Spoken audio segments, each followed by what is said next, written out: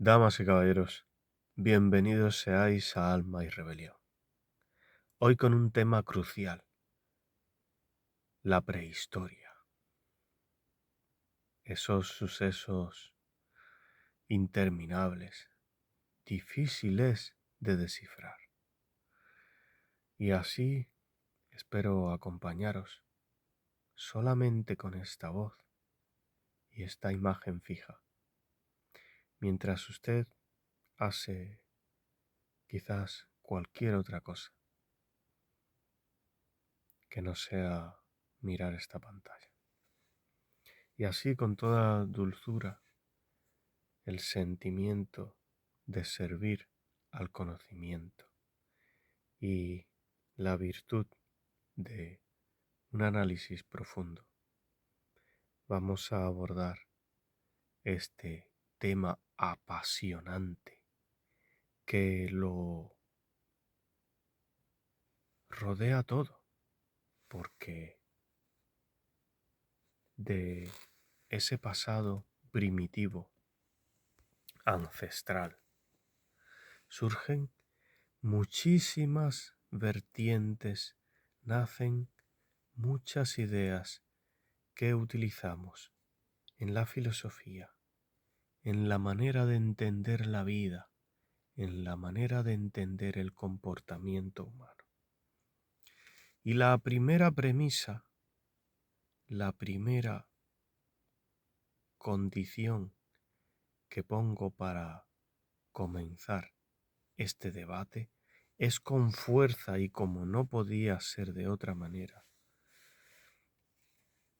leer este fin, esta conclusión.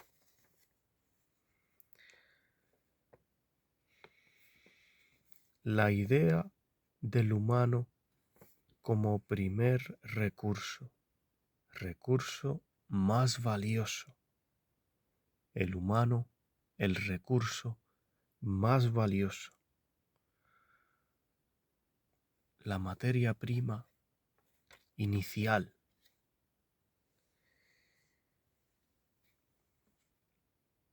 El poder sobre los hombres es el poder absoluto. El poder sobre los hombres es el poder insuperable. ¿Y a dónde van estas palabras? ¿De dónde surgen? Sucede que el ser humano es y ha sido a lo largo de la historia la fuente de inteligencia mayor que existe en la Tierra. Y una de las fuentes más importantes, no una de las fuentes más importantes, la fuente más importante de trabajo. Entonces, la economía no está separada, los recursos no pueden ser separados del factor sentimental y del factor humano y de ese caudal de materia, esa importancia que tiene la condición humana. Cuando se dice que un país, que una nación, que una tierra tiene oro, tiene petróleo, tiene diamantes, ópalos, zafiros, pero nada de eso tiene ningún valor si no hay humanos que lo deseen, que trabajen por ello, que lo manipulen, que fabriquen los adornos, el producto final de toda esa riqueza material. entonces sí, es muchísimo más poderoso y más atesora muchísimo más el hombre, el ser, el hombre o la mujer, la lideresa o el líder que tiene bajo su voluntad el dominio del pensamiento, de la conducta de un grupo humano. Entonces, yendo a el asunto de la prehistoria, de nuestros inicios, sucede que hasta ahora sabemos que nuestros antepasados seguramente emigraron desde África, cruzaron hacia Europa, se expandieron por Asia, por América, por todas las partes que luego en las excavaciones hemos podido ver y hemos podido datar las fechas aproximadas, los movimientos, los lugares donde hacían fuego, los lugares donde hacían una y otra vez fuego. Aquí en nuestra España tenemos el yacimiento de Atapuerca tan importante. Hay descubrimientos en África, en Indonesia. Aquel hallazgo tan interesante del hombre de Flores, creo recordar. Un homínido, un antecesor o una rama de un primate. Familia, de alguna manera, nuestra.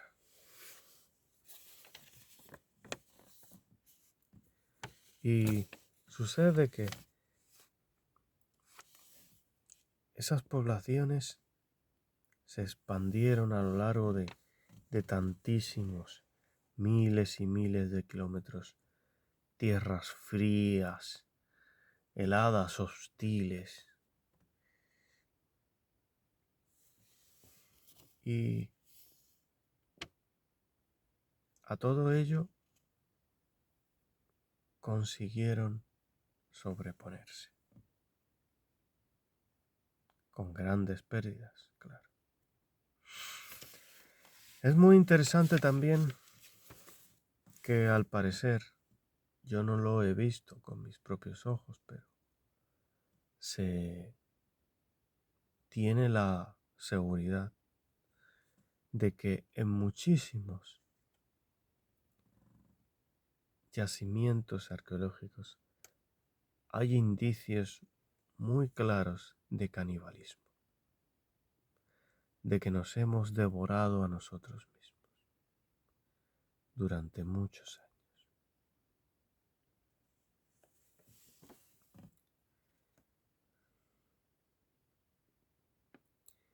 Y entre aquella especie tan cercana a nosotros, que fueron los neandertales, de cuyos genes también muchas veces están entre nosotros, y que fue quizá una especie que de alguna manera combatimos. Quizá hicimos pocas veces el amor y muchas veces la guerra contra ella. Y es posible también que hayamos acabado con su existencia pero también abrazándola un poco y haciéndola parte de nosotros. Pero qué inquietante esta idea del canibalismo. ¿Cómo sería esto? ¿Vendría un grupo a nuestra caverna quizá donde teníamos el fuego ahí a toda llama y estábamos asando un gran ciervo? Y quizás venían y nos atacaban y nos clavaban unas lanzas, nos agarraban del cuello quizá y se lo cenaban todo, el gran ciervo. Y después la pierna hermosa de tu esposa. Y después tu brazo.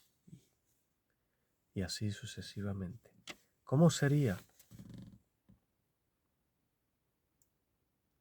Quisiera decir que no me lo imagino, pero sí. Algo me imagino. Pero no sabemos exactamente cómo fue. La violencia.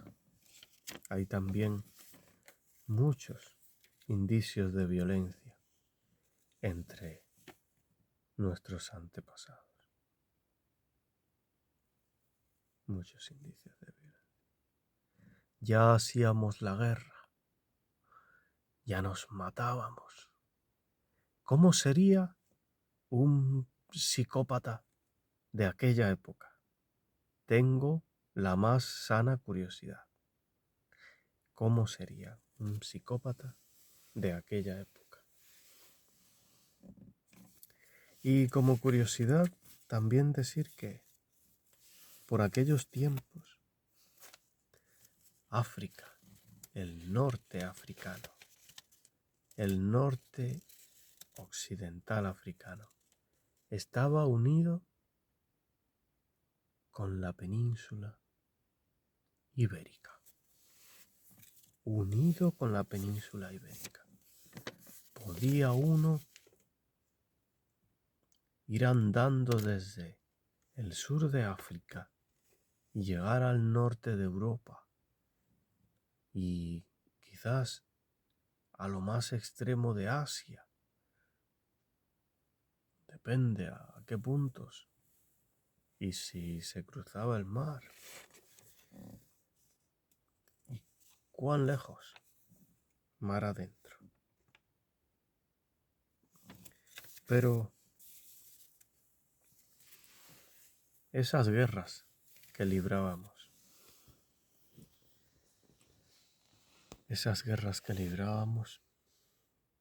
puede que fueran unas guerras muy complejas, aunque nosotros tuviésemos aquellos impulsos tan primarios y la cultura fuese todavía poco desarrollada, no tan compleja. ¿Quién sabe esto? Tampoco lo sé. Pero no teníamos escritura.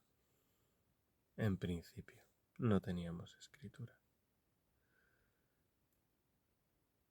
No dominábamos los metales. Apenas dominábamos el fuego. Pero también pueden haber universos impresionantes, fabulosos, dentro de las mentes aisladas. Y de mirar los ríos y las montañas, los peces y el sol, también se pueden crear universos extraordinarios. Extraordinarios. Y esa violencia es evidente pensar que una violencia Así una guerra contra nosotros mismos o contra los neandertales, contra la tribu vecina, contra otros primates. Es obligado pensar que fuese por recursos en disputa, porque se pelease por unos recursos que podrían ser un lago, un río,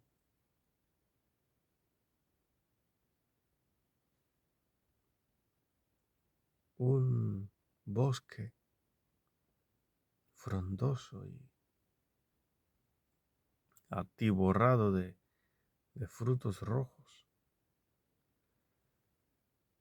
Pero también podría ser el sentimiento la razón de una guerra. El amor, incluso.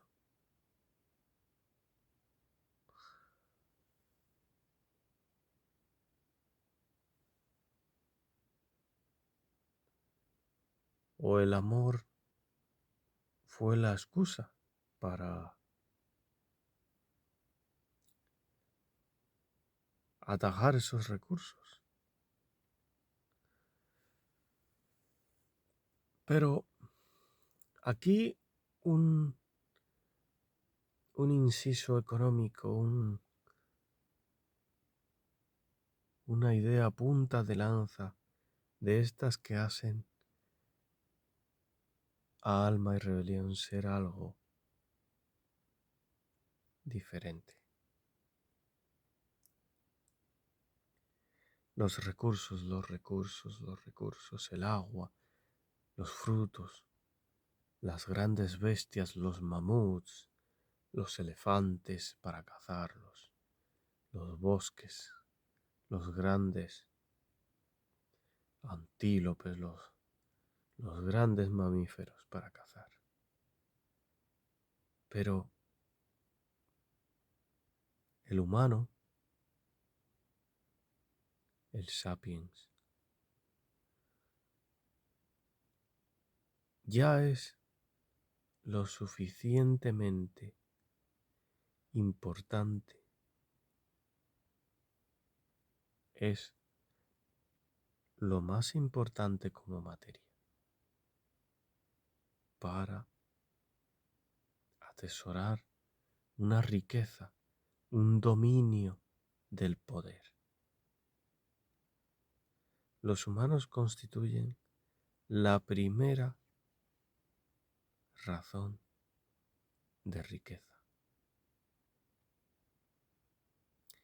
Pero se denigra fácilmente esta posición y no se comprende hasta el fondo. Pero aquí estamos para aclararlo, por supuesto.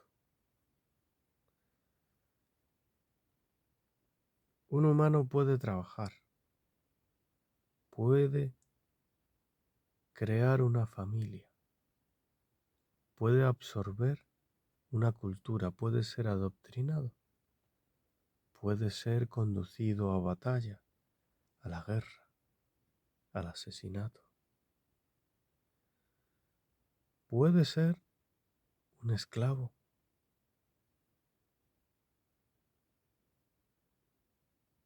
Puede ser la mejor herramienta para dominar a otros humanos. Entonces, una migración o una batalla puede ser solamente por el dominio de la conducta humana, por el dominio del fruto del trabajo humano.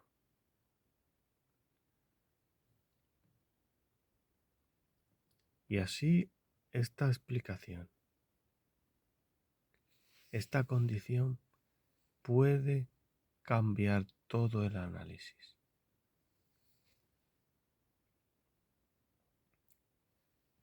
El ser humano como primera razón de riqueza. No como resultado de una riqueza del entorno, una riqueza pasiva. No, al contrario.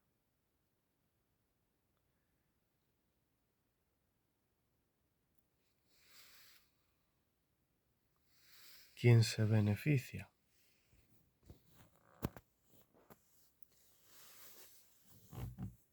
De una organización humana se convierte en el líder más poderoso. Se convierte en el líder más poderoso. Y además, si controla a un grupo, aunque sea de pocos miembros, puede radicalizarlo, puede convertirlos en un arma en sí, en una herramienta de golpe, de castigo, de convicción. Puede aterrorizar a muchos pueblos y puede conseguir el poder que su voluntad se haga sobre todas las otras voluntades.